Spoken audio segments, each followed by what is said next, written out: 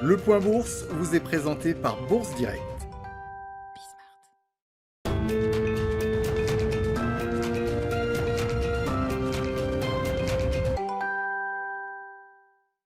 Tendance baissière ce matin à la Bourse de Paris. Les investisseurs continuent à suivre les évolutions en matière de plan de relance budgétaire aux États-Unis.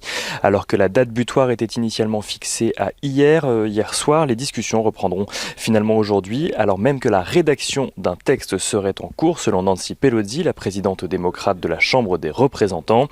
Le secrétaire général de la Maison-Blanche s'est d'ailleurs montré très optimiste hier, indiquant que tout le monde travaille très dur pour parvenir à un accord d'ici la fin de la semaine, même s'il reste des problèmes en suspens à ce jour. Aux États-Unis toujours, le gouvernement américain a décidé d'intenter une action en justice contre Google pour atteinte aux droits de la concurrence dans le but de préserver son monopole en matière de publicité en ligne.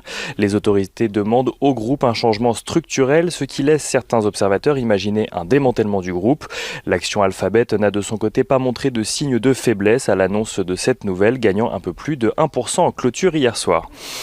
Côté valeur en France, Vinci confirme ses prévisions pour 2020 après la publication d'un recul maîtrisé de son chiffre d'affaires.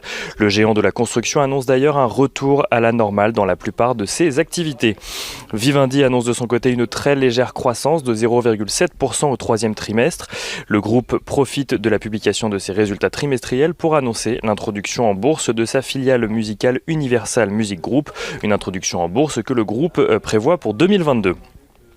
Worldline annonce un très large succès de son OPA amical sur Ingenico. Celle-ci possède à présent 88,64% très exactement du capital du spécialiste du paiement et 83,20% des droits de vote. L'OPA doit se rouvrir prochainement selon un calendrier qui sera décidé par l'AMF. Et aux États-Unis, Netflix voit le nombre de ses nouveaux abonnés chuter au troisième trimestre à cause notamment des levées de restrictions liées au coronavirus, mais aussi à la concurrence accrue sur le marché du streaming.